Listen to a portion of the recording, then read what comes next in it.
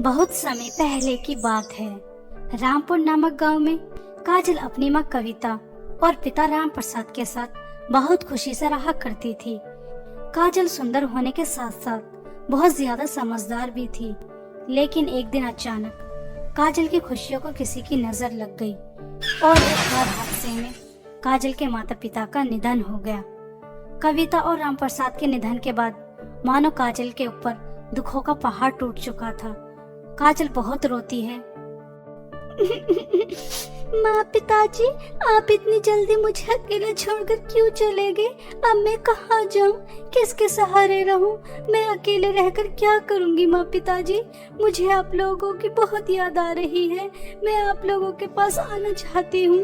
माँ पिताजी, आप लोग मुझे अकेला छोड़कर क्यों चले गए? ऐसा कहकर काजल रो रही थी। तभी काजल के बड़े पिताजी काजल को लेने आते हैं और उससे कहते हैं, काजल बेटा, कविता और राम प्रसाद की मौत का मुझे भी बहुत दुख है।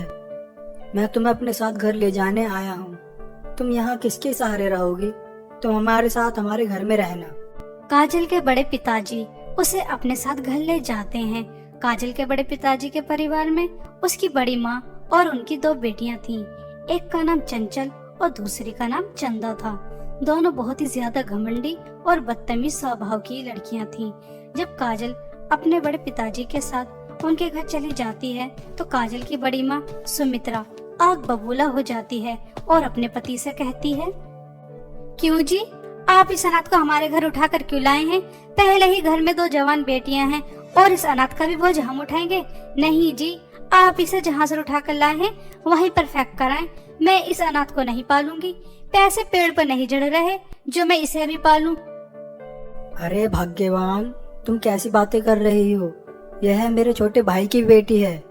मैं इसे किसके सहारे वहाँ छोड़कर आता? और इसका कोई नहीं है, हम इसका सहारा हैं। कृपया करके ऐसी बातें ना करो। काजल कहीं नहीं जाएगी, वह इसी घर में रहेगी।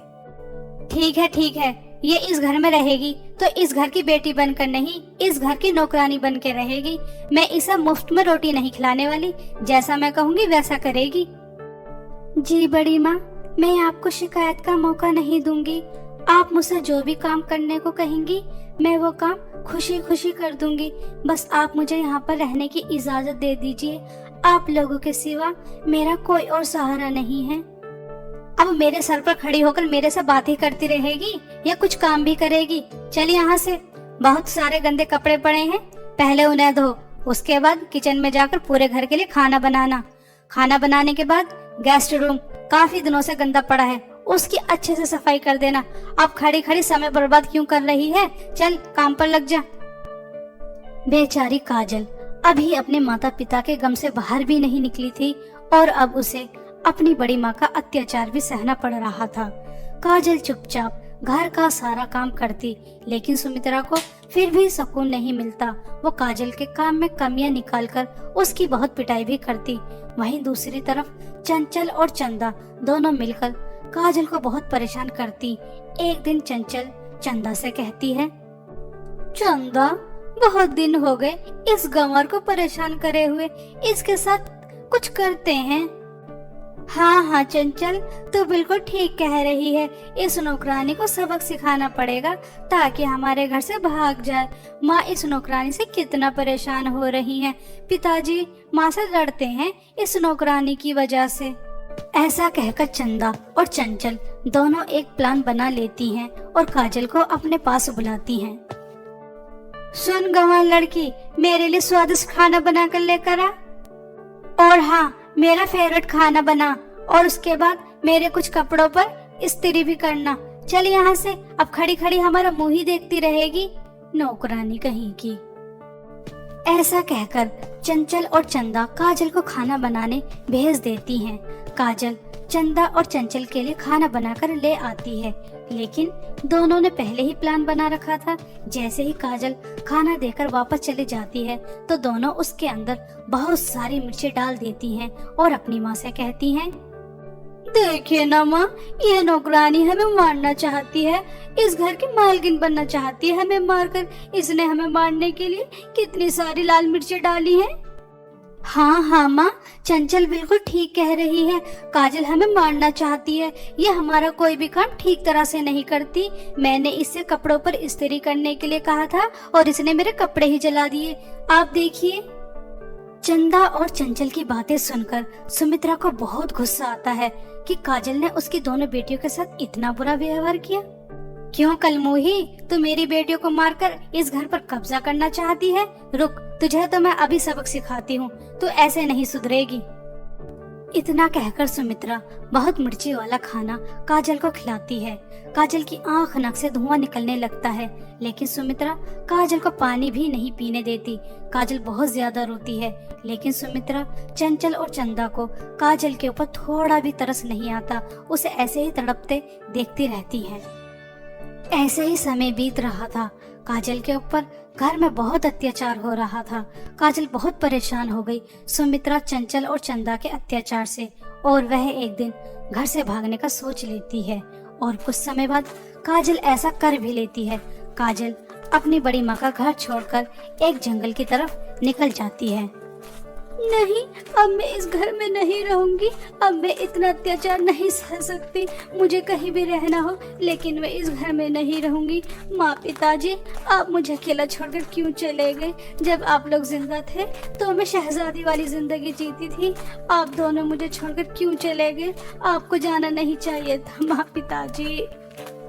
काजल इस तरह रोकर जंगल की तरफ बढ़े जा रही थी। तभी काजल की नजर 3 कुएं पर जाती है। एक कुएं पर हीरे लगे थे और दूसरा सोने से बना था। तीसरे पर एक अपाहिज लड़की बैठी थी और वह मदद मांग रही थी। काजल ना तो हीरे वाले कुएं पर जाती है और ना ही सोने वाले कुएं पर जाती है। काजल सीधा अपाहिज लड़की के पास जाती है और उससे पूछती है कि उसे क्या चाहिए। मैं बहुत प्यासी हूँ, मुझे क्या तुम इस कुएं से पानी पिला सकती हो? क्योंकि मैं पानी नहीं ले सकती ना, मैं अपाहिज हूँ। हाँ हाँ बिल्कुल, मैं तुम्हें पानी पिला सकती हूँ। ऐसा कहकर काजल उस कुएं से पानी निकालती है और उस अपाहिज लड़की को पिला देती है।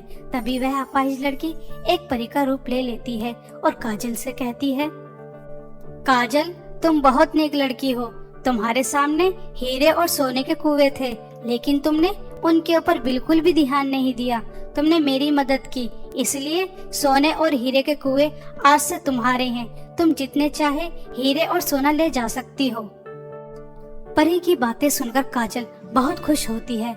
हीरे और सोने की मदद से काजल बहुत अमीर हो जाती है। काजल गरीब और अनाथ लोगों की बहुत मदद करती है। एक दिन सुमित्रा को काजल के अमीर होने का पता चल जाता है और वह काजल के पास जाती है। उससे पूछती है कि वह इतनी अमीर कैसे हो गई। सुमित्रा को काजल जादुई 3 कुएं के बारे में बता देती है। सुमित्रा जादुई 3 कुएं के पास चली जाती है। सुमित्रा को भी वैसे ही दिखाई देता है जैसे काजल को दिखाई दिया था, लेकिन सुमित्रा यहाँ लालच में आई थी। वह सीधा हीरे वाले कुएं के पास जाती है और वहाँ से हीरे लेने लगती है। तभी वहाँ पर बहुत सारे सांप आ जाते हैं और सुमित्रा को डस लेते हैं, जिसकी वजह से सुमित्रा की मृत्यु हो जाती है। सुमित्रा को उसके लालच और काजल के ऊपर अत्याचार की सजा मिल जाती है और काजल बहुत खुशी खुशी अपनी जिंदगी बिताती है।